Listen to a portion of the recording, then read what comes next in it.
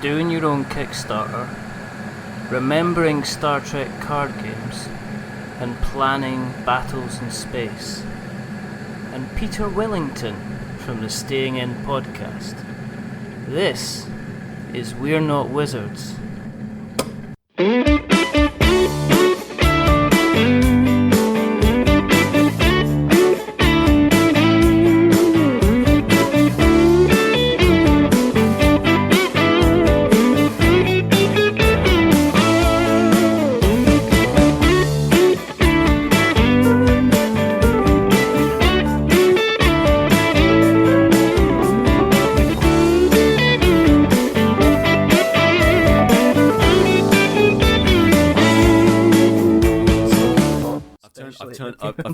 I've turned up with my my tin can on a piece of string, and I'm just gonna shout into that. Did that work? Did it? Was that real? No. Like if you got a tin can, you put I think it was. I think it was the basis. Yeah, I think that actually did work. I think that's why people did it, because nowadays, and if you go to if you go to parks with kids play equipment, there is basically big metal tubes that they'll run from one side of the playground to the other, and they'll come out and they'll end up like a flower. And then what you can do is there's a little grill over the top of them to stop the little darlings kind of spitting down them and doing whatever they want, and getting the rain in and getting insects in. And what you can do is one of you will stand at one side of the tube and the other one will stand at the other side of the tube, and then you can have a conversation as the sound vibrates along the metal tube. Wow. And I'm assuming it's the same kind of principle. I'm assuming. It's got to be the same thing. Is it kind of like along one of those urban myth things that's just grown, so you can actually do it as long as the string is taut? You can actually hear each other because isn't that whole thing about sound travelling better through more of a solid matter than it does actually through the air, thing? Richard, you've gone into science now. I don't know. I mean, I was with you with vibrating through a metal tube. It's just, that's why you can't hear anything in a vacuum, because there's nothing for the particles to rub together. Oh, dear. There you go. Look at this. This is like, I didn't know you had. Do you have like some sort of PhD or something? No, I went to university and learned about it because I used to fall asleep on the desk, and then the lecturer used to come up and bang the side of the desk to try and wake me up, and that was how that kicked off, which Practical is good. Learning. Which is learning. good. Yeah, that's good. I would normally, there's normally some kind of structure to this, but I'm quite happy just to let it flow.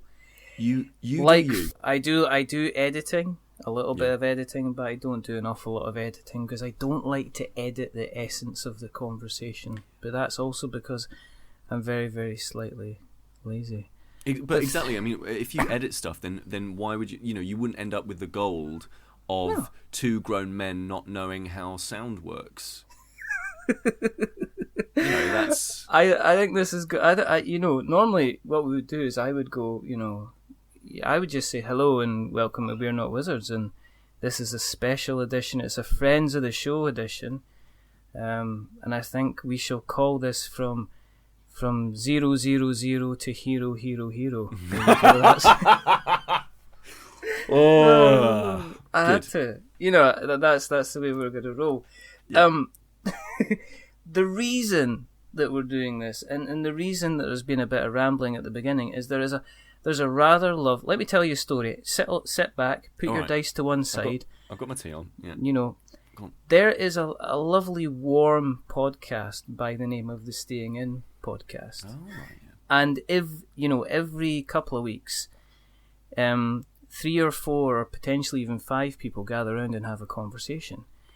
And I enjoy this show. I listen to it regularly, and up until recently, I felt that they, in some ways, kind of like me. But we had a while ago. We had Sam Turner came onto the show, and he talked cardboard, and he talked Dice Masters, and he did all these wonderful things. Mm-hmm. And one of the other wonderful members of the show, Mr. Peter Willington, mm-hmm. Hi. joins us this evening. Hello. and this is this. Say hello, Peter. Hi, hello. Yes. You've already kind of said hello because we all kind of already started mid conversation. Talked about science, but yeah. The reason that we do this is because there are quite simply not enough podcasts out there about board games. And I've checked, and I've done an audit. I mean, iTunes search engine is just the worst. Yep. And the other reason that we do this is because I am planning on slowly collecting all of the members of the Staying In podcast. Ooh, okay, yeah, that's good. Like some sort of like CCG. I suppose it's more like an LCG, isn't it? Really? Yeah, pretty pretty much. A certain number of us. Pretty much. You've all been assigned like your kind of your mana value, right? Your attack value. Yeah. You're also whether you come in with haste or not. I think obviously. Yeah. You know, and I would say Kris starts with haste. I was going to say that. Sam comes in tapped. Yeah. I think I'm basically I don't know. I would say I'm like an instant because I quite like interrupting people. Yes. And Dan, what would you say Dan is? I would say Dan is a fine, upstanding member of the community. And I'm sure that it doesn't matter what kind of card he was, he would be on the winning team. It sounds like you're on the back foot here, Richard. Is there a reason for this? No, okay. This is turning into like a trilogy of episodes, which all started like on the last show that me and Colin did, and I accidentally forgot to say Dan's name. I got all the way through, and then do you know what happened? As we were talking on the episode, I went, I know I've forgotten his name. So I scrambled about in my podcast player and I went through about 5 episodes trying to read the text. We did get the lawyers involved, and they've advised us to not pursue damages. Although Dan was absolutely heartbroken by the whole thing. Yeah, I know he was. But we then went on and we dedicated an entire episode because the wonderful, our wonderful ex-friend of the show, Nick Jones, said, "Oh, I think the only way to get through this is if you admit you're a wizard." So I did an entire episode basically saying I was a wizard. Because Dan did say it was the only way that was going to appease him and maybe potentially dry his tears. And it was a groundbreaking episode. Do you know what? For as long as we've been doing the show and our adamant stance about not liking wizards, the one where I actually turn around and say I'm a wizard, the download numbers are through the roof. I'm getting like Matt Lees and Quinn from Shut Up and Sit Down going, go and not do another episode like that. You creamed us. Brilliant. So that was fantastic. But that is not the reason why you are here tonight, because it's almost like I've invited you round for dinner and I'm sitting there and I'm just talking about Dan and Kris and That's stuff all right. like that. It's not fair. They're more interesting than I am. That's not true at all, because Staying In, generally when you are on, it's you love your retro games. You seem to play an awful lot of board games, so what the idea of coming on tonight was maybe to find out a little bit more about the background, because you've not only played them, you've made them as well. You were involved in one, weren't you? Gosh, yeah. Yes, I am. So I do play a fair chunk of board games and card games, and so as you say, the podcast that I'm on is Staying In, but my day job is I shouldn't really call it a day job, because that sort of denigrates it, doesn't it? It's like, oh, my day job is this. My day job, my wonderful day job that I get to go to every single Monday through Friday, is I work as a producer for a company called Auroch Digital, and we're like a game studio. And we've done lots of video games in the past, and we've recently been doing physical games. So we did the game that I think you're talking about is a game called Elections of US America Elections, the card game. Yes, which was a game based on the US elections, which, can I just say, so that game came out, like we were developing that game about 6 to 9 months before the actual proper US elections finished. Yeah. And we got the wonderful candidate that we ended up with. And we actually made that game as as a parody. There's a card in the set. The entire idea about the game is you're trying to you're essentially running a campaign. You're not necessarily the presidential candidate. You're running the campaign for them. So you might pick Hillary Clinton or Bernie Sanders or, I don't know, someone who's not nice. And then basically you would try and run that campaign. You would try and slander your opponents. You would try and get as many votes as you could. Yes. And we put a card in, a little special card. We ran this on Kickstarter. It was very good and it did quite well. That we put a card in that was a special card that you could only put into the deck that you draw from if President Trump was if candidate Trump was being played, and if candidate Trump won, you would play this card and it was basically just nuclear apocalypse. Like that was it. Like you won the game, but unfortunately, like, you know, Trump won but everyone lost. So we were like, won't that be funny? And we added in other characters like Cthulhu, because we were like, well, you know, you want to have two great evils in the deck, definitely. And so, you know, and all this sort of stuff. And we thought, oh, that'd be really good. And then the game comes out and we're like, yeah, this is great. And then the elections happened and Trump gets through. And we are now sort of sat there going, oh. Like, what's turned from like a fun, exciting, and it is a fun, humorous, very tongue-in-cheek game that we did with a political snark site called Wonket. And it's fun, but like I now look at the box and it's on my shelf, and I just look at it and I go, oh, I want this to be like the Jumanji game, so that I can play it again and maybe get someone not maybe, I don't know, maybe I could get Neil Arthurtep into power rather than Trump. That's terrible, isn't it? That's very much playing my cards, isn't it? Like, that's very much like, hello, I'm a limp-wristed left winger. Yes. I you know, it's I've got a copy. Have you really? Well, thank you ever so much for supporting us. That's lovely. I didn't know that. No, it's and it's good fun, but it is one of these things. Do you know what it's like? It's like trying to watch any satirical political show nowadays. Yeah. Because you sit there and you go, I don't think I'd hate to be a kind of anybody trying to write any kind of political satire at the moment, because you just go, don't know. You know, I was writing this stuff, 10 years ago, and now there's nothing.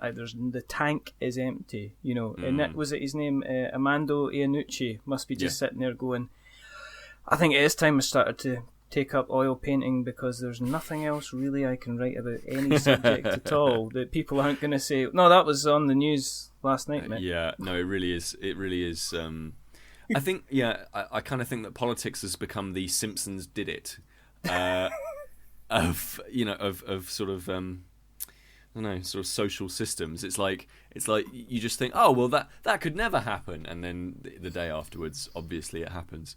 But there we are. So yes, So I make games. I say I make games. I mean, I don't know if you know what a producer does, but a producer basically sits there, and very, very, very, very talented people who are around them do all the work, and then the producer sits there going, anything I can make more efficient? See, and they go, no, and you that's not true, because there was always, when I was doing theatre, when I was involved in theatre. Oh yes.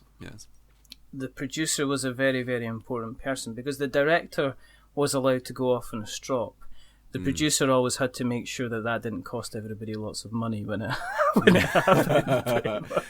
Yeah, no, definitely. I mean, allowed a stroppage every kind of single time. A small amount, yeah. I would say producers. Yeah, so producers kind of, they make. I did an interview with somebody, I think it was like Develop or something like that, and they basically said, like what is your role and how do you define your role? And it's basically like making sure that people with loads of talent around you can do their best work, and like, so it's an okay. I mean, it's a great role for me, because with no actual game design skills or anything like that, it's pretty much a good thing for me. But yeah, so that's really fun, and we are working on. Maybe it would be all right for me to say that we are currently prototyping up a new physical game. Okay. That will be some month, a number of months away if that comes out. But of course, I'll let you know about it. Do you find yourself kind of getting more involved in these things because you actually play? And look at it this way: it is easier for me to take a pile of A4, yep, cut it up into very very very small squares, yeah, go down the shop and get some little wooden blocks or something like that, and make myself a game. Yes, it is completely different from obviously making a computer game, which you put me in front of a computer, I can have the best idea in the world, but there's no way I can put this thing together. I mean, is that kind of when you're looking at this, do you see yourself? Yeah, I'm going to be producing it and making sure that you don't use the pure gold, but you use the actual, use maybe the charcoal kind of coloured blocks. Is it going to be more hands-on for you? Are you still going to take this kind of backseat role? Yeah, so technically at the studio I'm what's called a creative producer. So because I have a background in games journalism, and then I got better, and then joined this side of the fence. Basically, I've always been really, really interested in how games get made and the process of doing that. And I've done 2 global game jams now, and that's all about like doing things for yourself. And so definitely I'm a bit more hands-on than like your general sort of project manager who's very much like, here are the numbers and put them all into the spreadsheet and now we are done. Whereas my role is a little bit more like, I want to make sure that the player has this kind of an experience, and how can we make sure that happens? And you're right, when you're making physical games, that prototyping process is much more hands-on and can involve more people. But also, like, I was involved in like every playtest, so I'm able to give feedback. So my colleague and owner of the company, a guy called Thomas Rawlings, very, very, very good designer, amazing designer actually, very smart man. He will, he's the kind of designer who really wants input and feedback from people. So if I've got a suggestion, he'll more than happily like take that suggestion on, consider it, and figure out whether or not it actually works in terms of his overall design. I can have absolutely a degree of impact in the design. Yes, that does happen. But in terms of the actual like putting the numbers onto cards, for example, that's just not something that I'm really even qualified to do, because it is really, really, really challenging. Yeah. For example, the first global game jam I did a physical card game rather than a video game with a group of games journalists, and you realise that design is just so. Everybody says, I've got this amazing idea for a board game or amazing idea for a video game. And when you start to really like chunk down what they think their quote unquote design is, you realise it's usually little more than like, I want to make GTA, but it is set in the 1950s, and it is in Bognor, and you can also fly planes, and that's great, but it's web design all over again. The number of times when I used to be involved in web design, I used to get people going up to you and it goes, I'll tell you what it is. Yeah. It's like eBay. Yep. But it's green. Yeah. And then, and you're like, cool. That's okay. Good. And then you say, well, how much is that going to be developed? I says, well, I think probably about 45 to, I don't know, maybe 45 to £75,000 to kind of put that infrastructure in place. Yeah. Oh, I was thinking maybe about 1,500. Yeah, and you're like, oh right, okay, so you've massively underestimated exactly what's involved, and this is really interesting. Like, so when you look at spaces like Reddit, like Reddit's great, and like I use it quite infrequently, but I like going on there. And I don't understand it. I kind of don't it's like 50% the best of the internet and 50% the worst of it. So like anyway, so it's like a forum thing, I guess, and NeoGAF is exactly the same, which I'm not on.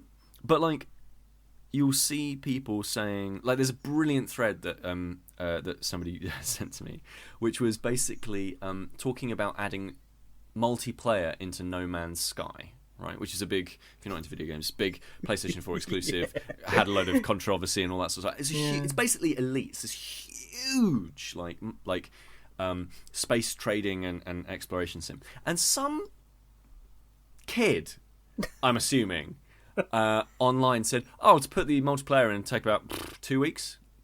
And like everybody who is in games production will have looked at that post and just gone, "You are out of your mind if you think that is how long that would take." And it's the same with, it's definitely the same with board games and so forth.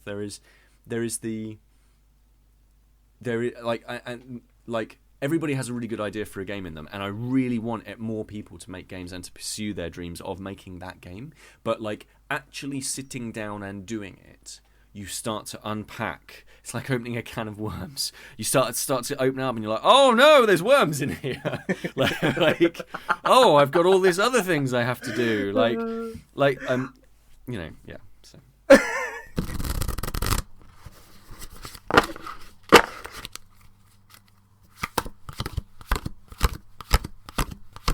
Do you know what I like about board games? What I'm still loving about board games is that there is the fact that, a week ago or 2 weeks ago, I was sitting down and I was playing a game about, owning a vineyard. Sure. And the week before that, I was trying to be very quiet in a dungeon. Yeah. And next week, I'm going to be, I'm going to be running a resort for heroes, or I'm going to be the evil overlord who's trying to prevent heroes from coming into his dungeon, or I'm going to be a guy who's trying to prevent 100 minions from kind of defeating me, kind of thing. Yeah. And that's what I'm kind of loving about board games at the moment, that I'm seeing an awful lot of repetition in video games. Even what case in point, Horizon Zero Dawn. Sure. I personally love it to absolute bits, but I love it to bits because it has crafting elements of The Last of Us. It has the exploration of Far Cry 3. Mm-hmm. It has the combat, a little bit of Tomb Raider, the new Tomb Raider. Yeah. So it's all these amalgamations of all these kind of very, very similar mechanics. But I've not seen an awful lot of video games that have kind of went, "Oh my goodness, this is completely different to anything I've kind of played at all." I'm still, you see little bits kind of stolen from here, and yet somebody can rock up with, like, say, here's a game about collecting ore in a mine. Well, how do you do that? Well, what you do is you've got a little minecart. You can get like a little dog you can put on the front of the mine, and he makes sure that you don't get attacked. And you've got a choice of collecting minerals, which you can either sell to one person or sell to another person.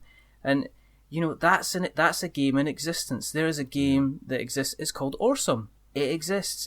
We've done an episode. That is a great name, by the way. Yeah, and we've done an episode with the designer of Orsum, and that is an invented game. And it hasn't taken. It's like there are base mechanics, but then there are things that you can plug on with the top of the kind of the themes, which make it so kind of really interesting. But isn't that because, so for example, a lot of the games that get picked up, and I'm talking about video games here, but a lot of the video games that picked up on being kind of like repetitious or safe, let's say, for want of a better word, like those games tend to be in the AAA space, where if you're making a game like so let's say Mass Effect Andromeda, right? Okay. Like if you're making a game like that, I think the budget for that was something like $50 million.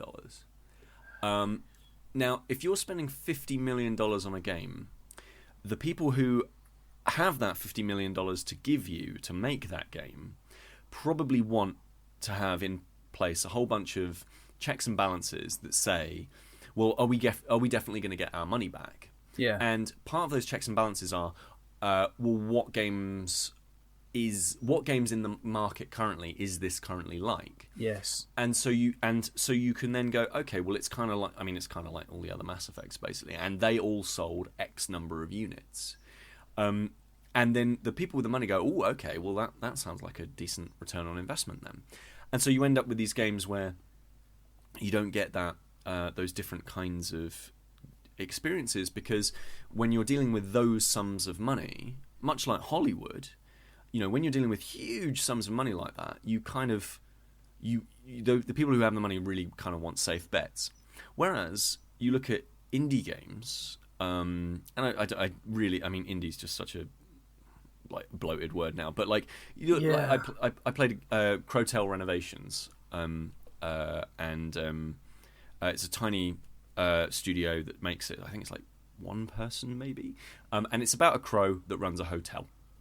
Great, perfect. But unfortunately, the person who made that is not going to get given $50 million to do that, because it's just such a gamble. I will also say, look, the further you look back in terms of history, we were talking about retro games slightly earlier.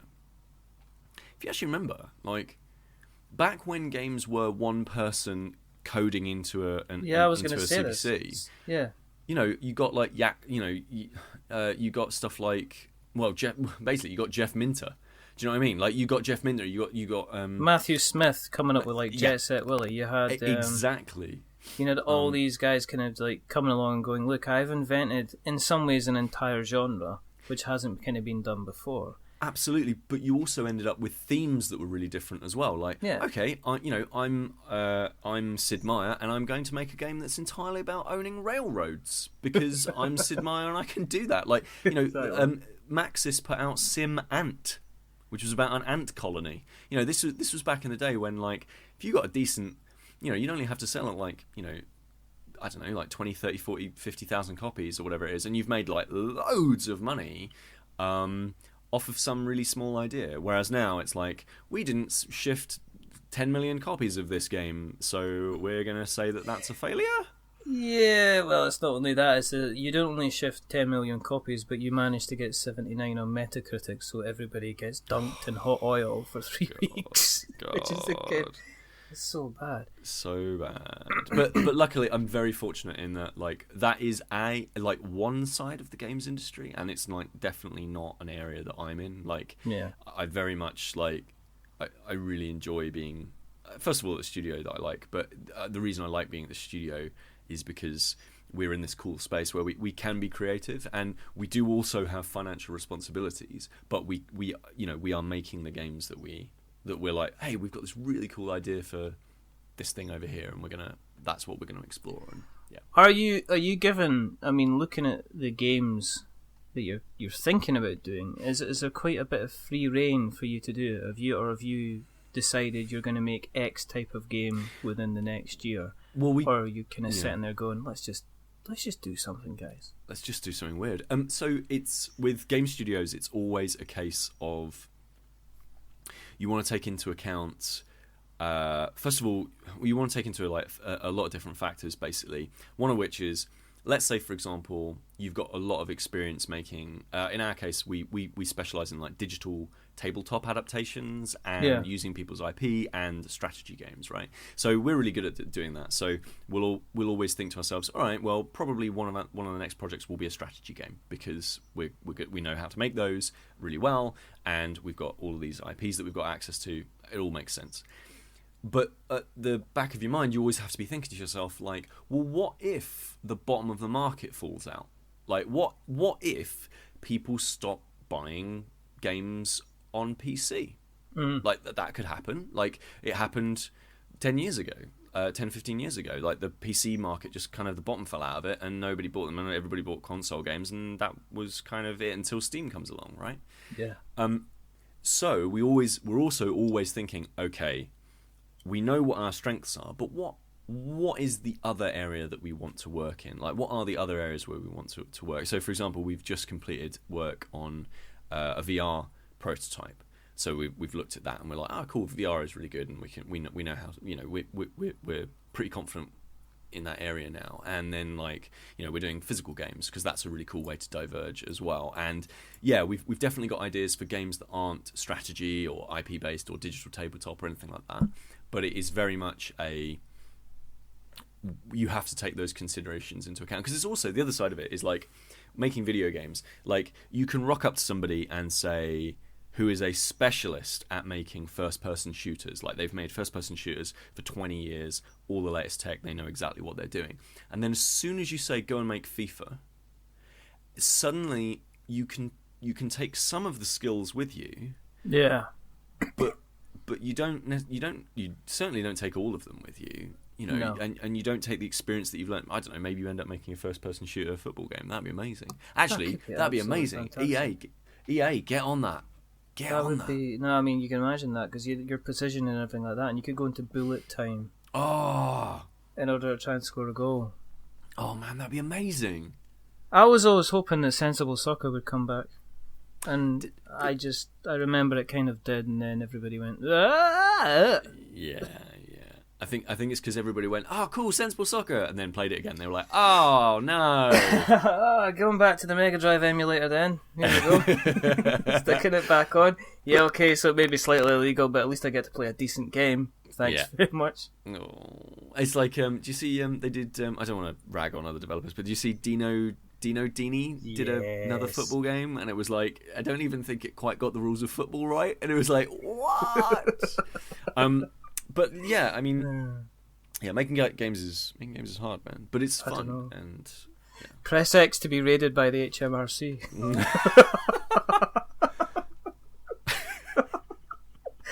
Oh dear, that'll be the next FIFA update. It's actually going to be a mini game where you got to fight off the tax inspectors. Oh, that'd be amazing. A friend of mine actually is making a game called a really cool game actually called Corrupt Cup Contest, and it's about basically trying to bribe officials so that you can host the next World Sports Tournament. Oh wow, that sounds like FIFA. Yeah, it sounds a bit like it sounds legally not quite. Yeah, so no, I suppose I better go back and kind of, you know what I mean, just to say, I don't know. Yeah, bring it on. Yeah, absolutely. Bring me your fire. And your massive legal team. Exactly. But yeah, no, and that game kind of deals with that sort of stuff. So again, I guess that's kind of thing, right? It's like you look at football games and they've kind of Pro Evo and FIFA, it's just an arms race between who has the best game. And people are like, oh well, football games kind of aren't going anywhere. And then you've got something like Corrupt Cup Contest where it's a football quote unquote football management game. It's not really that. It's like a tournament management game. And so I don't know. I think there's still some cool stuff out there. Yeah, I just like the idea that somebody can just pick up paper and go, ta-da! Yeah. Code names. And you're just like, that's what they did. You know, that's what the guy did at the time. Yeah. Is it Vati Shavato went, code names, guys. What is it about? Oh, you do this. Oh, that's really easy to play. What do you need? He probably went around for the first 6 months. He didn't even have to prototype it properly. He just he got a pack of blank playing cards and just wrote it all down and said, there you go. Beautiful. Guess the words. You're away to go. Beautiful. Do you remember the kind of the first proper board game that you really kind of fell in love with? Because Sam, when Sam was on, he spoke about Settlers of Catan being kind of one of the first games that he got into. Do you remember kind of what kind of? Because I mean, when you're on the show, you talk about board games more than we do. Right. And there's always a lovely kind of story going on. I think the most recent episode I listened to was you were all hanging about in Bath. Oh yeah. So we were all hanging out in Bristol actually. It was. Oh no, sorry, it was Bristol. Yeah. And we were all just like, let's all play all the games. Let's all buy all the board games. Did you get your Have you got your my Twilight Imperium sort of? Oh, my Twilight Imperium. No, I've not got either of those. I keep thinking to myself, and we'll touch upon that hopefully in a moment, but. Yeah, I really like the idea of a big sci-fi epic game to play, and I keep threatening to myself to buy Twilight Imperium or getting into Armada or maybe X-Wing or something like that. Okay. Well, let's. I mean, we'll come back on the first board game. That's fine. But yeah, so I mean, my first. So talking about the first game I ever really, really, really fell in love with. Weirdly, I never actually totally learned how to play it. It was the Star Trek collectible card game from Decipher. Right. And it was phenomenal in so much as I loved Star Trek. And they had access to... And I still love Star Trek. I'm going through the original series at the moment. And James T. Kirk, let me tell you, is a baller. But like, basically, so amazing, isn't it? He's so amazing. He's just like he's always the last person to get knocked out by the knockout gas. He's always the first person to get back up after a punch. He's always he's just an overachiever. Can you do a William Shatner impression?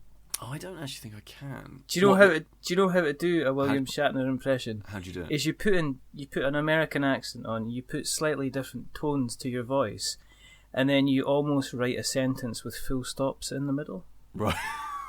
Kind of thing. So if you're going to say, I'm going down to my house to get some dinner, you go, I'm going down the house to get some dinner, kind of thing. You know what I mean? You stop. You have to sort of, it's like he's trying overly analysing every word line. that I'm saying here, Mr. Spock. Kind of I thing. am It's almost like a really serious Shakespearean actor. And I like to talk in the trees. Yeah. But he is like, oh man, he's so good. And like Star Trek Next Gen was like my jam, and so was DS9, and I liked Voyager as well. And did you like Voyager? Because I mentioned I like Voyager in the office, and there's a guy in the office who is Star Trek daft, and the easiest way to wind him up is to say, personally, I think J.J. Abrams reinvigorated the Star Trek franchise, and just watch. He just gently smoulders in his chair. Down. Oh man, I mean, I mean, like it's pretty obvious with that series that they've kind of gone, J.J. Abrams, yeah, that's cool. You've made an alternative timeline that we're not 100% like we like, but it's not 100% that it's cool. And like, because I mean, the timelines are all over the bloody place at the moment, but like there is an official like TV. This is the canon, and that's what all the books spin out of, and all that sort of stuff. And I've never actually read any of those, but this card game, right? So it had access to like all of these series. So you would have, and the idea was that you had characters, so you could have like Picard and Janeway and Data and all that sort of stuff. And you would also have then like the Cardassians. Cardassians? Wait, I always get this wrong. It is the Cardassians. It is the. It is the Cardassians. Yeah, they had lizard. They had lizard. They were actually secretly lizards. Okay. Which is probably just I always mix the two up. Sometimes I'll say Kardashians. Yeah, but if you say Kardashians, that's wrong. That's wrong. That's the people that do the Vapid family. Yeah. Yeah. I mean So the Cardassian reptile people. So you could have the Cardassians, the Majorans, and the Klingons and Romulans and all that sort of stuff, and you would have different factions, and you would pick the faction that you had, right? And you might have allies or something like that. And then you would have ships, and then you would have planets, and you would have to visit the different planets and do things on the planets, and sometimes you would have battles in space, and then sometimes you would have treaties, and they would you would have like a Romulan and Federation alliance, and then you could suddenly start doing different things. Now, me and my friend, who were both kind of really into Star Trek, both got this series, and we both bought lots and lots of cards when we used to go to Waterstones in. Oh yeah. Or it might have been Otter's at the time in Royal Tunbridge Wells, and we would go into the shop, and they would have like these individual packs of cards. I don't know why, it would be books. Oh, and also Star Trek cards. And like we'd buy a few like every once in a while, and then we'd sit down and try and figure out the rules every single time, and not really understand what was going on. Kind of just make up our own rules, really. And I was just in love with it. Just the idea of like big collections of cards, and each card being important in its own way, like each having its own specific role, much like, I know you're not a fan of it particularly, but much like a Magic or like I know. But each of these cards in this Star Trek game, they would have that similar kind of, they're different, and some are more powerful and more rare, and some of them do different things, and that was awesome. And it was also like really cool to be like, oh, I got a red alert, and they were really good. Like red alert cards are really good because you could say like red alert, and then like suddenly like your team would be like amazingly powerful, and it was absolutely crazy. And I loved it, but I never really learned how to play the game. And I keep sort of thinking to myself, maybe one day. Have you still got the cards? Did you get rid of them? No, I got rid of them. I got rid of them when I was about. When I went to university, I was like, I am no longer a child. I shall leave childish things behind me. And I was just like, here, have my complete collection. Like, here, have a massive collection of Magic cards. Have like charity shop. Have a complete collection of Star Trek cards. Have a complete. I got rid of some cards for. It was called Mythos, and it was like a Cthulhu deck building game, and there was like I had a Sim City card game as well, which was nuts. Big into the card games then. So for me, card games, I do really like board games, but to me, card games are like crack. Like they're so, because the thing about card games is, and I'm talking about standard poker-sized card type games, right? CCGs, LCGs, that kind of thing. Yeah. And like, there's the thing that fascinates me about those games is you have a single piece of card that's the size of a poker card, and on that card is just a world of gameplay. Just there's so much information contained in a single card in Netrunner. Like there's so many different systems that they interact with. There's so many there's little variations on. Okay, well you would normally follow the rules like this, but this card makes you spin it out in this way. And when you've got these like games where you have to put together a deck of 40 cards or 60 cards, wherever it is, and you've got to go through your entire collection and think to yourself, right, how do I build out this deck to best take advantage of the rules that I know exist? That is magic. That is magic to a T. I mean, that is the meta, isn't it, in any game like that? Netrunner's another one, which is like that as well. And, I mean, like, we've been playing Arkham Horror, and, like, I've heard that there's something called 5 Armies coming out that one of my colleagues, Steve Martin, is just waiting. The Legends of the 5 Rings or something like that. Something like that. Coming out, which is going to be another... It's going to be another Fantasy Flight living... Well, I think they're allowed to call it a living card game. Yeah, living card game. I think they are. I remember when we had a guest, Chris Clue, on, and he was talking about his card game, and he said they weren't allowed to call it a living card game because they got Fantasy Flight knocking on the door and saying, "Hang on, that's a trademark. That's a trademark. You can't use that," which is a bit funny. A little bit cheeky. Would you? I mean. How many have you got? A large collection of Magic? Is it extremely Magic? Is it slightly Magic? Or are you just a little bit Magic? So I've basically put a pin in Magic for me because I basically went through right at the end of 2015. I sort of picked it up, and then got into Origins, and that was a really good jumping on point for me. Yeah. And I got into it because I actually covered the game when I was a games journalist because they were doing a game called Magic Duels, which is like a digital version of it. And I got like a free deck, and I was like, oh, thanks very much. And then I got like he gave me like a set of like called something like Dragons of Tarkir and Khans of Tarkir and all that sort of stuff. Yeah. And then I was like, okay, and then for that year I was just like Magic. And then and this year I've just gone, do you know what?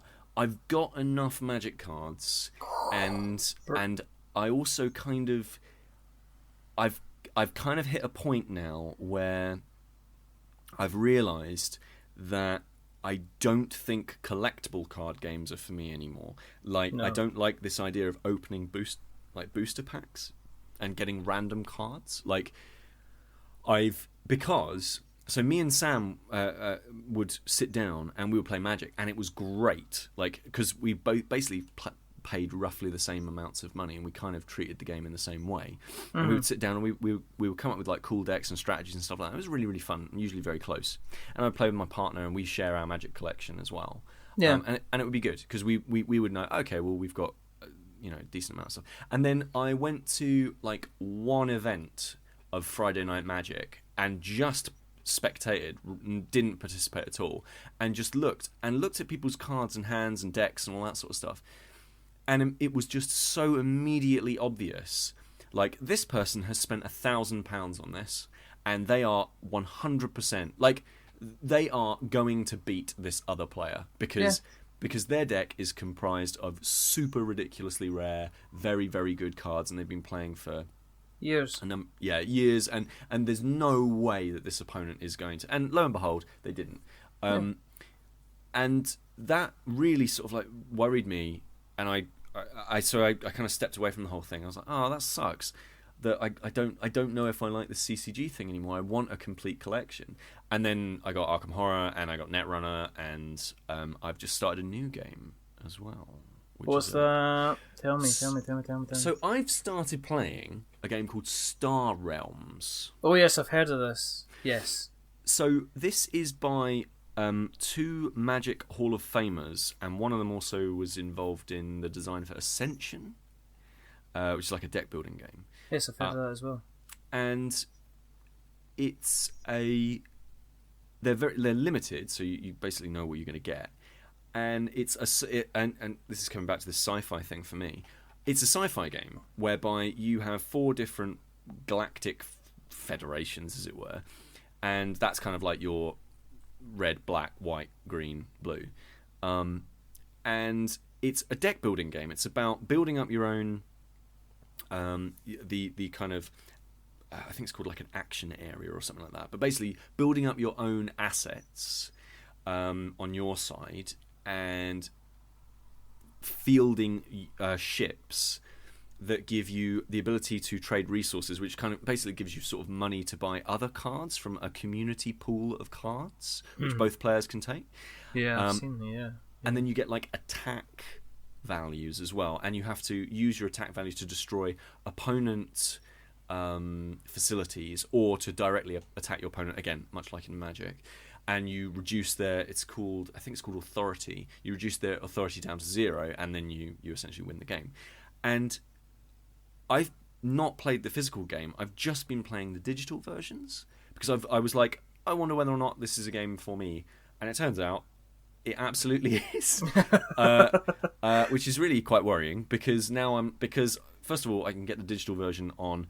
I've got it now on my laptop, my Android tablet, and my iPhone, and all versions hook up to one another and can play against one another. You've taken that too far. I've gone too far, haven't I? No, I think that's fine. I think it would be the case that you would be, if you were in the situation where you were on kind of like an online store and you had put every single thing of Star Realms into your basket. Yeah. Then that would be maybe bad. A little bit. That extreme. would be. I mean, I'm not going to say that I've done that as well. Have you done the investigation to total it all up to see how much it would cost, though? I've not gone that far. I've looked into the core set and gone because for me LCG is brilliant because you end up spending probably, for any like average person who plays card games, you probably with an LCG end up spending probably the same amount of money you would have spent on Magic or one of these other Pokemon or Yu-Gi-Oh or whatever it is. Yeah. You probably end up spending the same amount of money anyway. But that as soon as you buy that core set, and there's a reason that Fantasy Flight have them cheaper. Like, you get that core set and you're like, oh, this is really good, but if only there was a way for me to do this one other action. And then a friend of yours who's got you into the game go in, Arkham Horror goes, oh yeah, if you buy the next set, then you can do that. And you go, that's so Netrunner, isn't it? Exactly. So Netrunner. Yeah, exactly. And you're like, oh, okay, well, I'll just get that then. And you're like, cool, that'll be all I need. And then you'll keep doing it, you'll keep playing, and then you'll play with those things, and you're like, oh.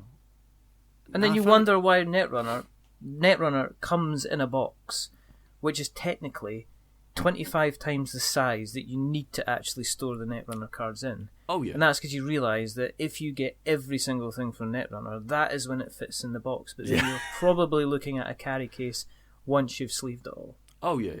I mean, it's a preposterous amount. But again, and to me, those card games, they've always got really great. I really love looking at the art. I love thinking about what those what the actions are, thinking about like looking through new cards and going, ooh, like that's a really interesting new effect. That was the thing I really loved about buying new sets of Magic. I was just like, oh, this will be really good when I don't end up playing anybody. Like you know, there would always be this card where you go, oh, I can totally see how I would build a deck around, you know, I don't know, like converting lands in Magic, like converting lands into creatures. Like I can totally see how I could build a deck around that, and then you start doing it, and yeah, it's amazing.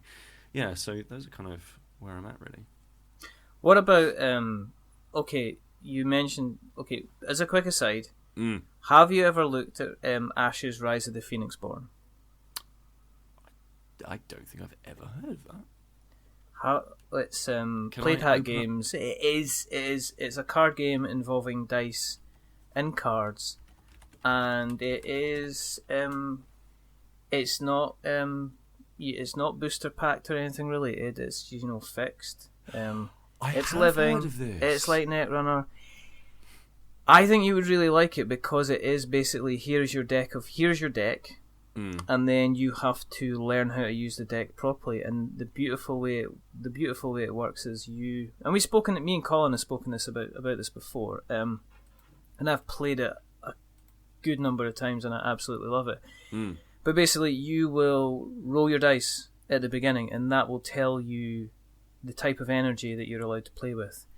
And then your energy costs, basically your two-sided of the dice, they're the highest energy, so they're worth anything else. Then you get another two-sided of the dice, and they're just worth them plus the next level down. And then you get the lowest level of the dice, and that's only worth like 1 point. So it's like 1 point, 2 points, 3 points. But you can use that energy in order to bring kind of animals, creatures into the field, or use spells. And you've got a central character, and they've got like a special move, and you can essentially tap them and get them to use their power, and then you can bring cards to battle each other, and it's essentially like building up an army to smack the other person and bring down their life points to 0. And it it simply has not got the praise and love that I feel it should have. It is absolutely glorious looking. It comes in a white box, so when you're playing it, the cards are white. It's stunning to look at, and the artwork is absolutely fantastic. And unlike Magic, and I'm not going to slag off Magic, I know I shouldn't be. No, I'm not going to. Good. But unlike Magic, where the Kaladesh stuff is beautiful looking. Yeah. But they're obviously some of the cards you get, you kind of go, what is that meant to actually kind of be? The artwork in Ashes is absolutely stunning. It's relatively inexpensive to pick up for the core game. You get something like about I think you get about 4 or 5 decks to play with, straight out the box with all the cards. In fact, I've got it down. I'm just gonna give me 2 seconds. This is live action. I've got it. Alright, go on then. Off you go. Go on, down you go. It's just under the bed. It's just under there, is it? Yeah, it's just under the bed. I'm just gonna reach in and get the box. Go on, have a little reach in. I'm gonna have just a little reach round. Here we go. Stop it. Right, okay. Right, okay. Yeah. There we go. You can hear me clattering about because I've got a plastic box that keeps stuff in. But blocked off my roadway for the rest of the show. Yeah. Right, here we go. Okay. There is. How many decks do you get? You get 5 decks to begin with. Okay. And you get 2 to 4 players. It's just absolutely beautiful looking. It's really, it's just a work of art. That kind of thing is just, it really just grabs me, and like there is something really lovely about just sitting there with a big load of basically game mechanics, and you sit around it and you're like, oh, this, you know, there's so much potential in all of these cards, and it's also quite nice to just kind of, it's like quite a nice Sunday afternoon thing to kind of, you know, you've had your roast, your corn roast, and your vegetarian gravy, and all that sort of stuff, and then limp-wristed left-wing liberal that I am, and yeah, like so, and you're like, oh, I'm a little bit full. And then you sit down on your couch and you're like, I'm just going to look through all my cards. Like, I'm just going to sit down and spend 3 hours thinking about metagame mechanics. And just kind of thinking, if I get the right combination at the right time, can I build? Because that's what these games are about. It's like not necessarily getting the right card at the right time. I think there's nothing, I love Pokemon, and I like playing Pokemon because I play Pokemon with my son. But I think there is nothing worse than it suffers from. Is it like playing Patience? Do you know you play Patience and you get to the point where you can't turn over a card because everything is stuck? And Pokemon's like that. You get all your kind of like your 7 reward cards, but you're not winning a battle, so you can't get the card that you need in order to evolve a card into a stronger card in order to kind of get yourself up. Kind of thing. Right. And this is just... You're never ever stuck on this. You've always got kind of like some kind of tactic that you can use, and everything's got kind of different tactics. There's one character called the Bloodwood's Queen. Okay. And when you bring, you've got something called a card called a Summon a Blood Puppet. That sounds cool. You summon a blood puppet, but you don't put it in front of you. You put it into your opponent's kind of front line. Beautiful. And then at the end of the round, if they've got any blood puppets left that they haven't eradicated from their front line, they take damage. It's all about you, and it's all about you sacrificing and hurting yourself in order to hurt your opponents, because it's all based around kind of like voodoo and sticking pins and stuff like that. Yeah. I think you might like that. I have added that to my Amazon wishlist. I've chucked that right in. It's just and there's more expansions coming out as well. But at least don't tell me know. That. But at least you know that you're getting exactly what you have. Yeah, exactly. The 10. I was thinking about your chat on staying in where you're talking about should I get Armada or should I get X-Wing? Yeah. And I was thinking, have you seen Destiny yet? Which one's God, is there a new one? It's the card dice game. Oh, Star Wars Destiny. Yeah, have a look at this. No, don't. No. This is the thing. So I don't like. Well, sorry, that's not fair. I can edit out if you're about to say you don't like Star Wars. No. I think Star Wars is fine. Like I've watched Star Wars and I went, that's a good movie. Yeah. I've never had any of the same level of like intense love for Star Wars. I know tons of people have. So I look at something like this card game, and I'm like, first of all, they've added in dice, which is that is a real dick move from Fantasy Flight, because I'm now just like completely on board. I was gonna get some Dice Masters the other day, and I just thought, I'm not. I was like, no, I'm not doing it. How is Sam's Dice Master collection? Is he still? I think he's on top of it. You think? I want to hope he is. I mean, when he was down in Bristol the other day, I was like, oh look, Sam, Dice Masters for Deadpool, and he was like, no, it's fine. I was like, okay. Did he then make an excuse and say, I kind of need to go to the toilet, and then disappeared for 45 minutes, and then was covered in dice. But like, but just absolutely covered in like Thor cards. Oh my goodness! But like, I look at this and I'm like, okay, this looks really fun, and I would probably look through. I'd love to play a game of this, and I'm sure I'll probably get well into it. But it does look good. Anyway, the reason that I wanted Armada or maybe X-Wing and not Imperial Assault, because I did look at Imperial Assault as well. I was like, I've already got Descent. I'm all right. Yeah, I don't think you would need that.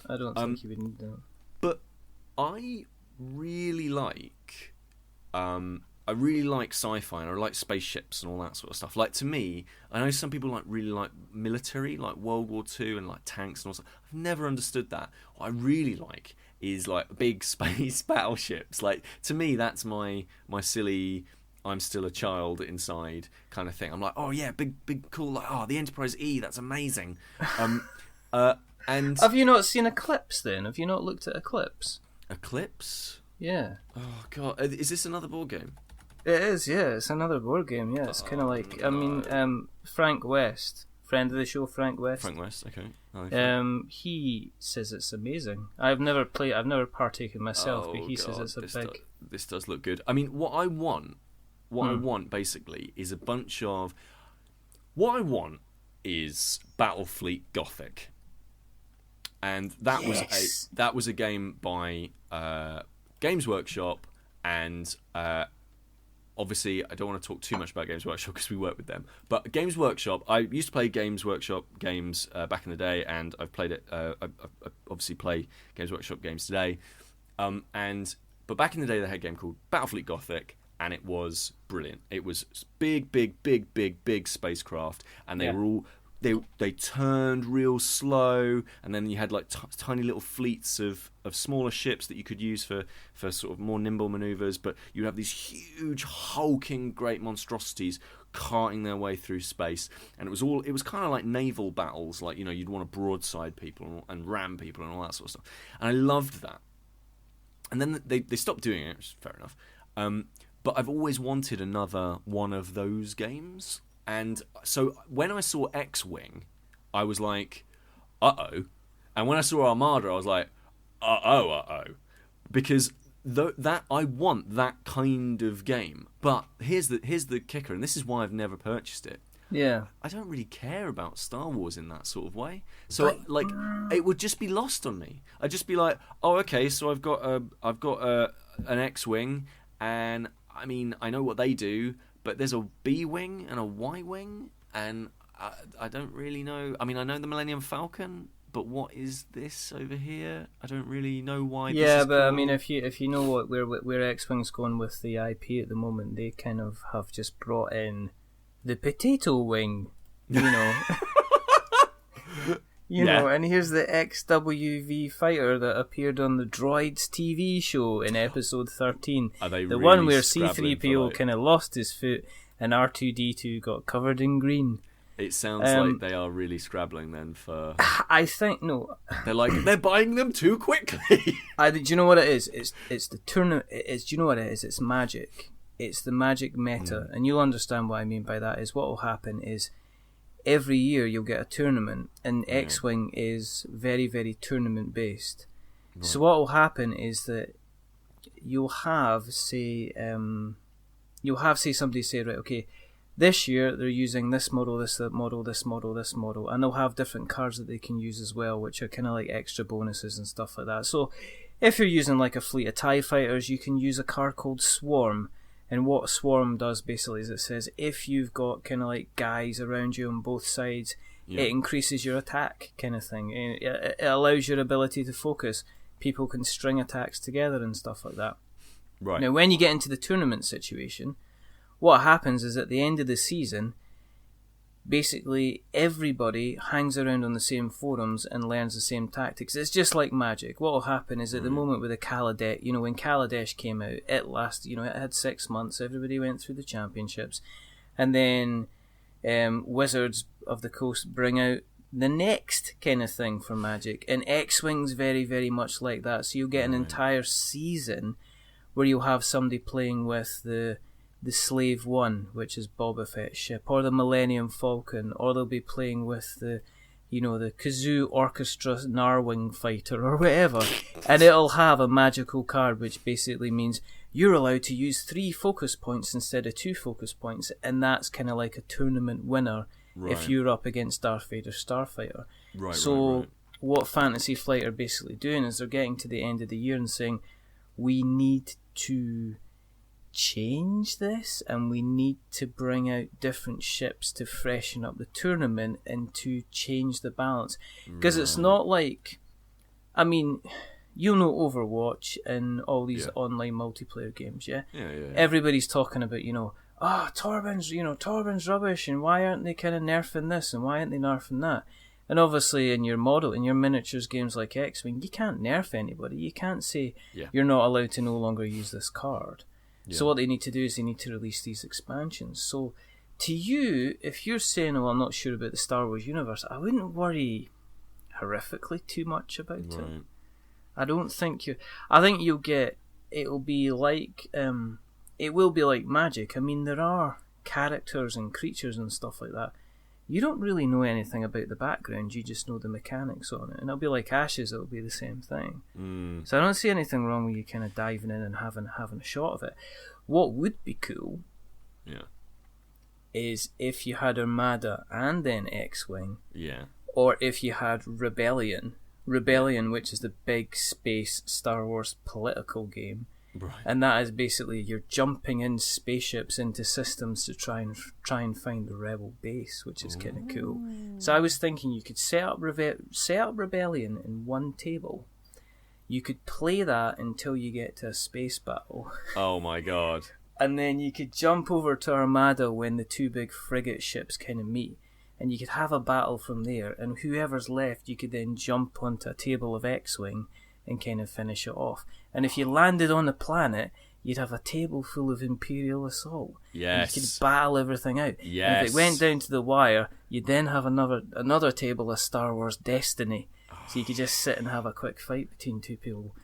Could you imagine? Could you imagine how cool you would be? Could you imagine how... Well, you'd have to live in the boxes because that would probably cost you a small fortune. Yeah, absolutely. You would have to sort of like mortgage your home to do that. I need about 6 paste tables. All I need is 6 paste tables and some gluten-free bread, please, and some Lurpak just to kind of keep me going. But just to smooth it over. That is the dream. That is the dream. I mean, that's the thing. I don't know. There is this game is based on X-Wing specifically is based on another. It's based on, I believe, Crimson Skies. So the game that started all this is Crimson Skies. There is a Dungeons and Dragons version of this, and there's also a Star Trek version of it. But Attack Wing. Attack Wing, yeah. So there's Dungeons and Dragons Attack Wing and there's Star Trek Attack Wing. And I looked at Star Trek Attack Wing thinking, well, there we are. That's the answer. Clearly, that will be the one that I want to get hold of. And then I started looking at the models, and they're really bad. They're not good. No. I mean, models nowadays, I mean, you and I probably remember the days of the Games Workshop when they first came out. I mean, they were in lead kind of thing. Yeah. So you had to get really good sculpts. And then they moved to resin. Yeah. You know, you still get resin sculpts, and now you're going to get the plastic sculpts. But even if you're getting kind of minis on normal Kickstarter games, the detail on that is really, really good. Yeah, the detail. What I heard about Attack Wing was it looked like it was made by Jason, age 6. Yeah. Yeah. I mean, I'm looking at it now because, you know, it's 37 quid and payday's just around the corner. And the thing with it is, like, the ships look fine. Like, they look okay.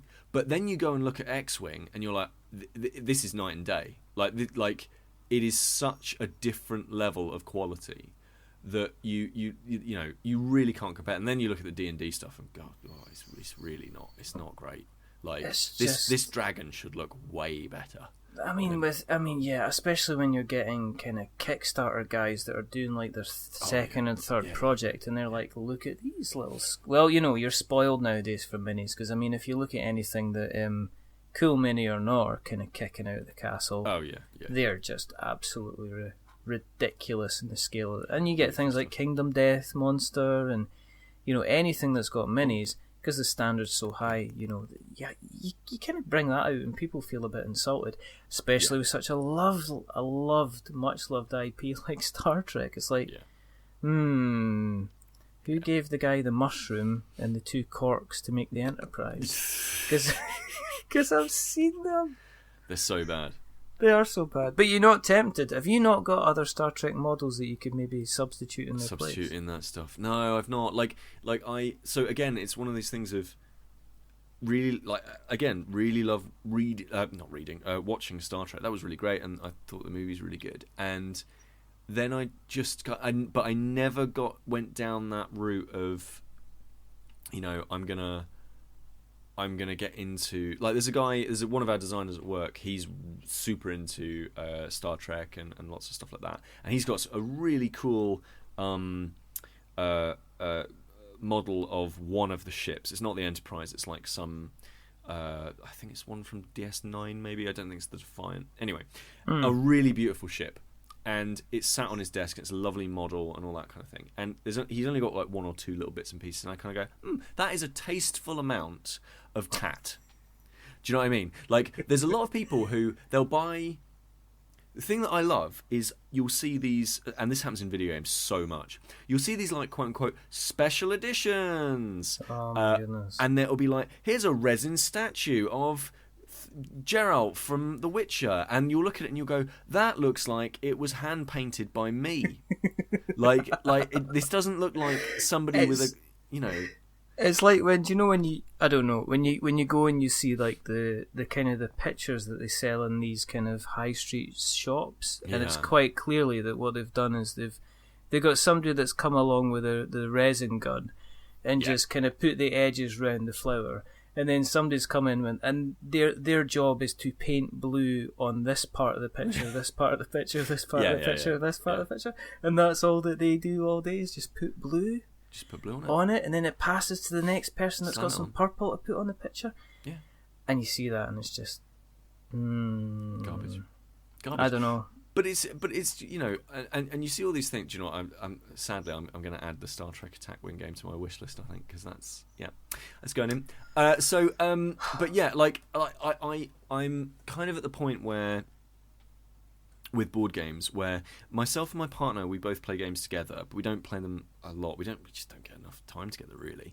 No. And I don't really have many friends in Bristol, and I have a very small social group, as it stands, and so they're all kind of in different parts of the country, and so when we get together, it's lovely and it's great, and we play board games together, and we'll play like LCGs and limited games really, really well, because we'll be like, oh, okay, well, we don't need to know all of this meta stuff. No. And we don't have, you know, but when it comes to like building out, that's when it becomes an issue, because, you know, Dan, for example, lovely Dan, who's wonderful. Sorry, Dan. Sorry, Dan. He's, you know, wonderful Dan is, you know, his time is, he loves board games as well, but he's never going to be into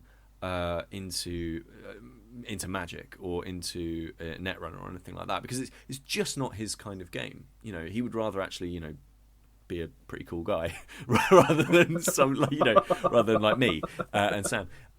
So yeah, and so that's kind of where I've got to. The other area. So I'm sort of flitting on the edge of really going deep into one of these things. I might look a little bit more into Star Trek Attack Wing, and also the one that you suggested. I mean, that's good. Armada is. Okay, the thing with it. Okay, the only thing with X-Wing is you get 3 ships. Okay. And that's it. Right. So you're automatically adding other things to the basket. Yeah. Because you got to get another couple of TIE fighters, and then if you're getting a couple of TIE fighters, you might as well get another X-Wing. And if you're getting an X-Wing, you might as well get an A-Wing. And oh look, there's Han and Chewie in the Millennium Falcon just before what happened in The Force Awakens. You know, and you might as well kind of that. So it's very, very easy to go down a rabbit hole. And even the base game on X-Wing is still a good £27-28.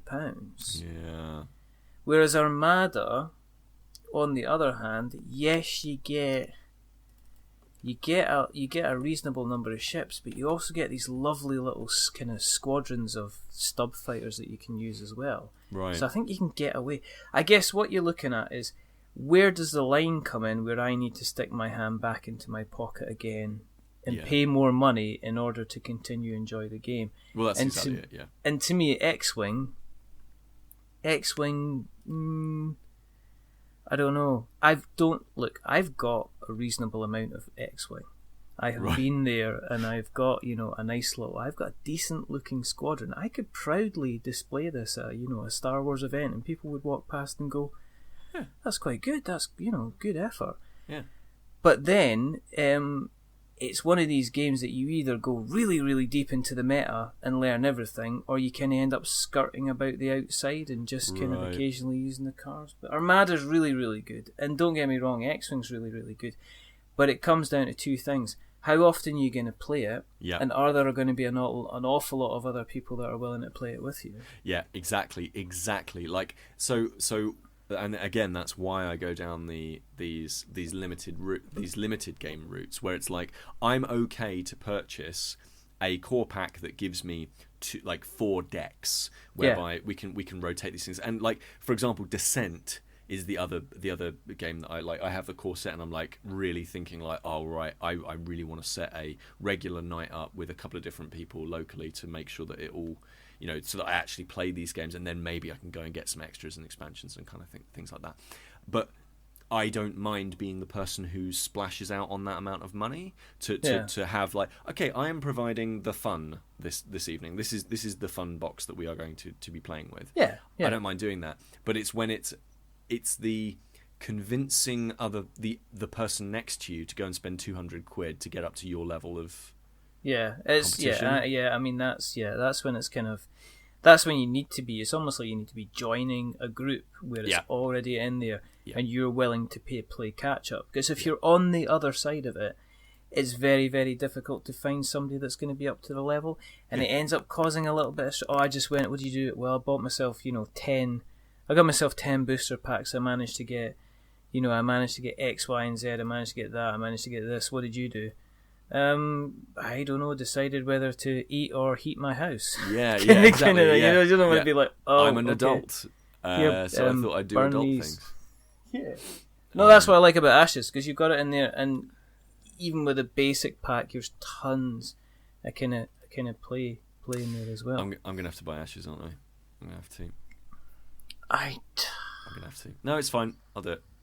I think. See, the thing is, if Sam ventures back down your way, he's gonna love Ashes as well. Exactly. Because it's dice. So it would be rude not to. I think when is he coming down? Is it 2018 again? Is that when he's? I think. Yeah, that's right. No, he's coming down in August, so I could get everything ready. Why put it in the basket? Come on, it's like it's what is it? It's April now. You've only got 3.5 months. Exactly. I've got to get prepared. I think you've got to learn the rules, not only for him, for him and yourself to both enjoy a good game. Otherwise, what kind of host are you then, Peter? Yeah, exactly. It'd be rude. I think I don't think we need to justify this anymore. I'm surprised it's not already got your Amazon packages on its way to you. Yeah. But maybe later on in the week.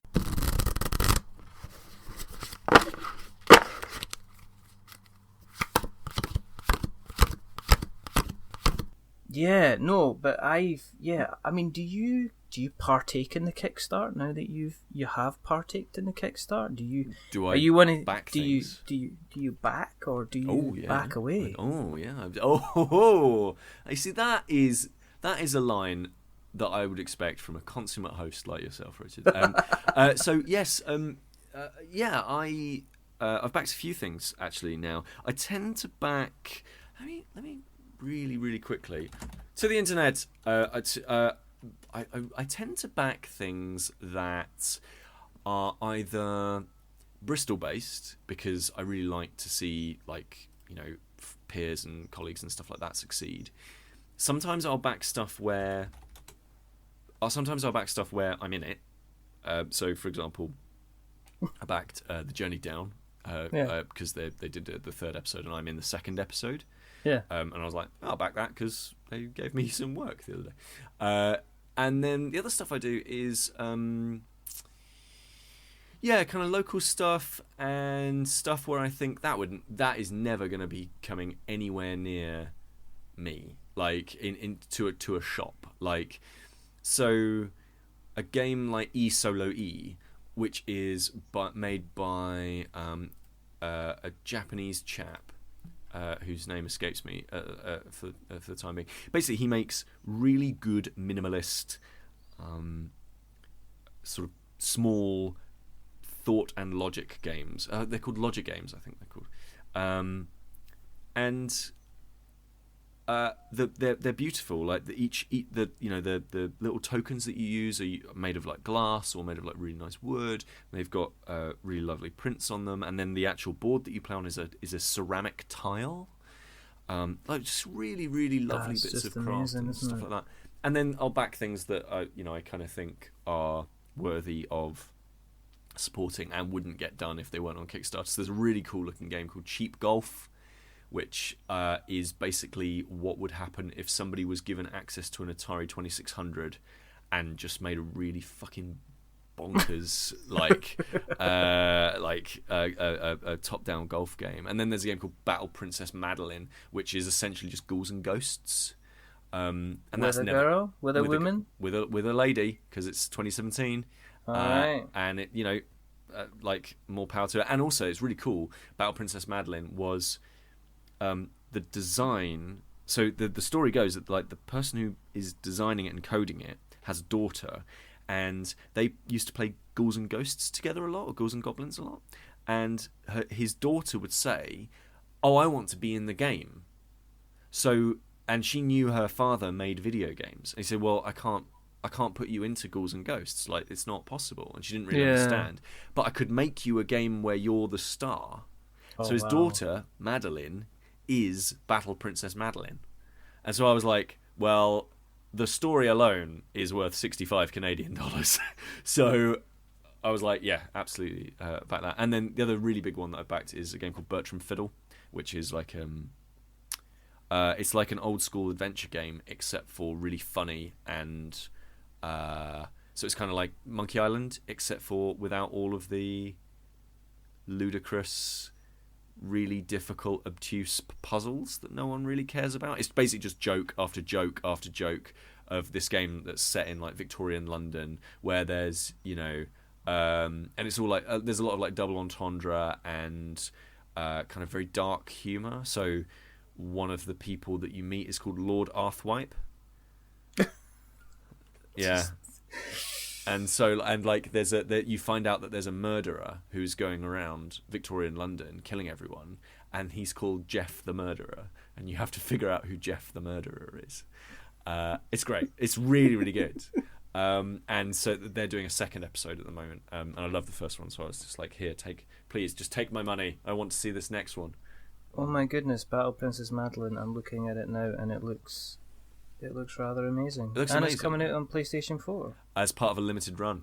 Yeah. So like limited run games makes like limited runs of physical games that would never normally get physical releases. Yeah. I've got a few of those, and they're genuinely brilliant.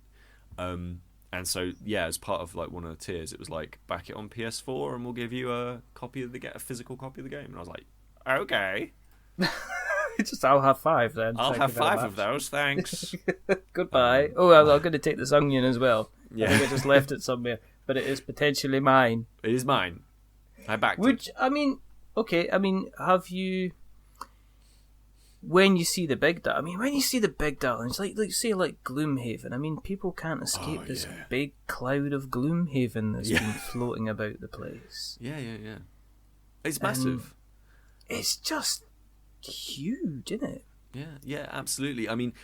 So Gloomhaven's done ridiculously well so far.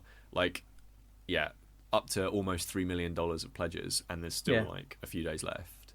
And you do look at it and you think to yourself, like, do you need all this money? But like the other side of it, it's like, well, good on you. Like, this is really cool. Like, if like the direct to consumer model is perfect. Like, if you can say, I want to make this cool thing, and this is what you're going to get, and this is when you're going to get it, and this is how much it's going to cost, but I've not made it yet. No. Please give me the money. No, but on the other side of it, he was like, I made this last year, and then I made it so well and so hard that I didn't have enough money to print it again. Because let's face it, how many Kickstarters are going to go to reprint? Yeah. Out there will be people that in 15, 20 years' time, and even longer, will be looking back at folks' collections and going, you can't get that kind of anywhere else. That only exists within that short time scale of maybe 18 months, and you're never ever going to get that again. Yeah. So I think I think the original uptake was surprising. I think it surprised him. I think he's going back and saying, well, listen, if I want a reprint, then this is how much it's going to be. Speaking to a lot of Kickstarter guys, I think that there's a situation where, yes, of course you can invest the money that you get and you're going to invest it back into the business, but I mean, with that amount of money, that's an awful lot of game that's going out as well. And you've got to wonder about how much of that is going to get eaten up in shipping costs and stuff like that as well, because it's a big box. Oh, I mean, my word. Yeah. I mean, sorry, go on. No, I was just going to say, I've seen, people, I've seen people threatening kind of large animals with Gloomhaven boxes, bison and stuff like that. Yeah, well, absolutely. do you know what I mean? Yeah, the odd elephant. I mean, you're absolutely right. And figuring out how to turn a profit with Kickstarter, as in we will make money off of every single one that we sell, is a skill in and of itself. And it's really difficult. Speaking as somebody who has shipped a game on did a successful Kickstarter with elections, and then had to ship those things across the world. Like, we prepared, we planned. I mean, we're a professional game studio where we've got the time to do this. To think, how much is shipping to Guam? Because it's possible that somebody from Guam will buy one. Yeah, I know. So you've got the option then to go, as a big professional game studio, to go, okay, we're going to figure this out and we're going to make sure that this is all okay. You do read about some of these Kickstarter projects where everything's just gone completely wrong because it's one person in his or her bedroom going, I've got this great idea for a game and it's got 1 billion different miniatures in it and it's got all this sort of stuff and it's a tenner, and it's succeeded, and then suddenly they're in quite a lot of trouble because they haven't gone, well, how much is it to ship it? How much is it to actually make these out of plastic? How many times am I going to have to get reprints from the printers because something goes wrong? Yeah, getting them shipped out. And then what I've decided to do is I accidentally added in as a stretch goal, if people paid me £12.50 instead of a tenner, I would make sure that they actually appeared as the game art in the game. Yeah. And I've seen that. That people fall foul of that. It's really huge, and there are situations where, and this is getting really boring, but there are situations where if you make a certain amount of money from a project, so first of all you've got to pay tax and all this stuff, but if you earn over a certain amount of money from a project, you have to pay. I think you have to pay some additional tax levy or something like that. Certainly here in the UK. So let's say, for example, because you can't put a limit on Kickstarter, let's say you do a little pledge and you're like, I just need $2,000 because I'm going to make 40 copies of this game and it's going to be super, super niche and I need this amount of money. So I just need a couple of grand just to get it off the ground and to do it. If then you suddenly make $1 million, now you have to pay this tax, and now you've got an extra percentage out of your profits where you're no longer going to get that anymore. And so now actually the cost per unit is higher than what you'd originally planned for. So you can literally be too successful. Isn't that mad? I think, and there's not only that, but there's also the fear and expectation of people expecting to get something which is utterly manageable, utterly magical, when you have budgeted for the game that you promised. Oh yeah. Kind of all along. Yeah. You know what I mean? You've kind of said, I have costed this out, and in order for me to deliver it to you, I need you to give me 27 quid. Yeah. And then what will happen is off the back of that 27 quid, all of a sudden you get 3,200 people giving you 27 quid. And they suddenly want a much bigger game. That happened to friend of the show, Kevin Young. He did. Sweet. He did Legends Untold, Right. and his Kickstarter. This is his Kickstarter goal. He was just like, he's lovely, lovely guy, Kevin. Just delightful guy. He says, "What do you want?" "Well, it's a small game, so I only need. If I get 12 grand, it's a card game." So he basically costed it, saying he went to the printers and said, "Okay, I need X number of cards. I want to print them. This on the side. This is the artwork. How much it will be?" And they came back and they obviously said X amount of money. And he went, "That's fantastic. If I add this all on, then that gives me my total of 12 grand will allow X number of people to back me." Yeah. He ended up with 3,200 people backing him, and he ended up £129,000 coming into his Kickstarter campaign. Jeez. Which absolutely blew his mind, and that's him in a completely different situation. Of course. Yeah, and like the other thing of that is, like, what does that do to a designer? Like, I'm just gonna make this cool little fun little game that I really want to make, and then suddenly you've made $500,000, and it's like, oh, and then and I found that with designers,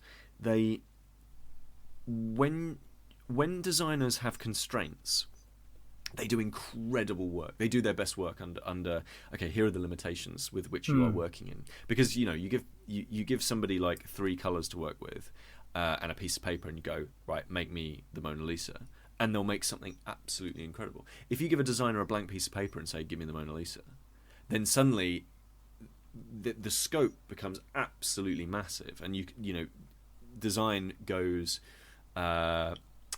Design can become really, really big. And so when you've got a big successful project like this, I bet it's really, really tempting for a bunch of young designers to go, oh, well, I've made loads more money, so I'm going to spend a bunch more time making this thing. And then you have to remember you've got your deadline. Because you've said to people, you've put it in black and white. And any change, like, oh, I'm going to make these tokens plastic instead of card now. Yeah, I've got to get a costing. Yeah. So it is hard, man. Kickstarter's become an industry in and of itself, and it's really cool, like really, really cool. But it is, oh man, it's tough.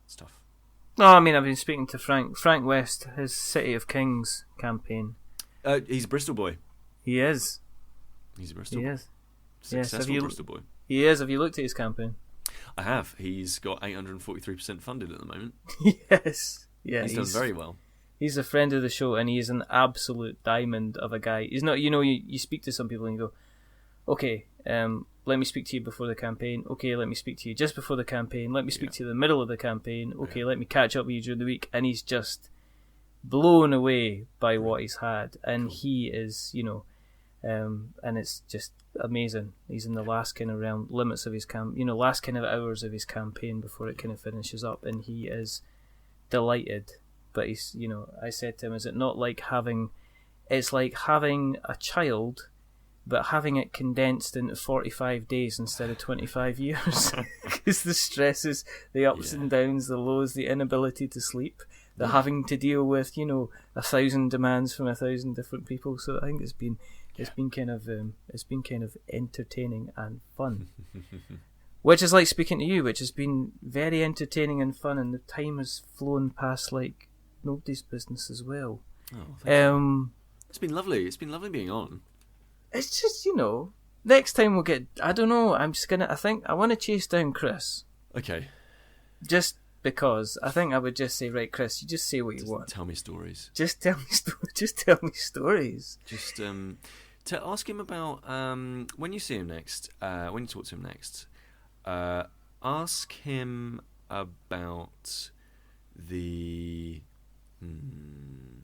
Ask him about how he used to run up walls and backflip off of them. Just ask him about that. I want to ask him about his eating habits at high school. Oh, everything. Just ask him about everything. Just as an open book. It's just like, as long as we talk 2 minutes board game, it'll be fun. Yeah, it'll be fun. That's exactly. You can caveat it with that. That's exactly how we handle things with staying in. We're like, we're about board games and stuff like that. Mostly it's about bread makers, or you're talking about going to the Ziggurat, or you're talking about going up a hill, which wasn't staying in at all. No, exactly. I know. We sort of Well, it was kind of like that was kind of breaking. That was kind of breaking about it. Or there was the art and design graphic lesson that Alex gave. Oh, that was amazing, wasn't it? Over one. Okay, you think. I always wonder why people can continue to listen to us, but this is a time to talk a little bit of sugar, because staying in is as Peter says, is why don't you tell the good people what staying in is about? You've already mentioned it, but go on. This is your 2 minute. Give me your elevator pitch. Well, it's not as good as We're Not Wizards, but it is it's a podcast about a group of friends who like geeky things, and they talk about them together. And that's like a really obvious idea for a podcast, but the reason that it's different is we just don't do anything formal. It's the idea is it literally is meant to feel like you are pulling up a chair beside us as we all sip on a cup of tea and chat about the things that we love. And we also don't talk about we kind of try to avoid talking about things that we don't like. Like, there's a lot of podcasts out there that are very good at like bashing stuff. Like, we talk about stuff where we're like, we really like this, and which is cool. So we cover comics and movies. I don't understand anything about movies, but board games, video games, and then we also talk about like our general day-to-day life. And there is if you get the chance to download it, this next one, you're going to absolutely love this next one. Dan has a beautiful piece of news, and you're gonna love it. Goodness. You're gonna absolutely love it. It's it's really, really cool. So I still get triggered with guilt when you say his name at the moment. I'm kind of moving on a little bit, but yeah. Somebody said to me this morning, "Oh, it's a bit cold. There's a little bit of frost outside." And you're just racked with guilt. I just did an entire episode about it. Oh my god, you're just bringing it up. Well, this will be a nice little story, because he's had some really wonderful news recently. So cool, that's good. So, where can people find Staying In? People can find us on go to iTunes and type in Staying In. Don't go to the one that's next to Staying In. Our one is like one with a little pot of coffee. There's another one which is about like, I don't know, it looks like a political show. I don't know what that is. There's also another show called Staying in Love. I've tried to give that a go. I didn't really get it. You can also find us on stayingin.podbean.com. You can find us on Staying In Pod on Twitter. You can find us on, we're on YouTube, we're on Stitcher. We're basically anywhere that you can get a podcast, you can get us there. You just need to type in Staying In. That's fantastic. And whereabouts do you live and breathe on the interwebs? On the interwebs, I'm on @000, spelt with an audio-friendly X. So XERO. You can find me on there. I think I'm on Facebook. I don't really use Facebook. Which is why was the title of the show. You see? Then the people will go, "Oh, right, now we realise you made us wait until the entire end of the show so we can understand what the title was all about." And I think it was not worth the wait. But there we go. Like, you can... you've always got to leave them kind of waiting, wanting some more, kind of getting them excited. And then I think ultimately what we aim to do on We're Not Wizards is to get people really excited and then utterly disappoint them within the last 2 minutes at the end of the show. Perfect. And I don't know if we're managing that. We still haven't managed it when we have wonderful guests like yourself. Well, can I just say, I know you're always really lovely to all of your guests, and I just want to say, we genuinely do love We're Not Wizards, and we are ashamed by the fact that you put out work so consistently and with such fantastic guests so regularly, and so we are genuinely always thrilled to come and hang out with you guys, and the fact that you like it, like what we're doing as well, is just it's just really lovely. It's a nice little love fest that we've got going on. Hugs. Little hugs. It's all good. There's a little hug. Good. Get your hands off that. Oh, okay. Careful. I didn't realise. Sorry, it's my box got in the way. Now, if you want to keep an eye on what we're doing, and we still have... We're launching an official investigation into why people still listen to us. We have no idea why. Mm-hmm. You can find us on... we've got our website, we'renotwizards.com. We have got our Facebook, which is We're Not Wizards. We have got our Twitter, which is We're Not Wizards. You can email us, magic@we'renotwizards.com or .co.uk. You can find us on iTunes if you search for We're Not Wizards. We don't have one of those fancy URL things, but I don't think anyone does. URL things? Yeah, the shortened kind of... You get them on YouTube once you had 100 subscribers or something. I just don't think they do that for iTunes. I think iTunes kind of leave you out there in the cold. I think we're just too cool. Yeah. I think we're just a bit too rebellious. I think so. For the man. But if you have listened tonight and you have liked 50% of what you've heard, then what to do is to remember to give us a little rating on iTunes. And as we say, don't give us a 10, because that'll make our heads too big. But don't give us a 1, because that'll make us cry. Yeah. So remember, if it's 50% that you like and that 50% is Peter, then give us a 5. Yeah, 5. Because we're average. Definitely average. But I think until the next time, it is a goodbye from the man of the hour, Mr. Wonderful, Fantastic Peter Willington. Oh, you're making me blush. Thank you so much for having me on. Yee! And it's a goodbye from me. Remember, stay safe, roll 6s, get some sound bites as well, where you get like a cup and you get like an Obi-Wan Kenobi lightsaber. Yeah. That's it. Nice. That's nice. That's it. And, or a kettle clicking off. That'll do it. That would be fantastic. But until next time, everybody, goodbye.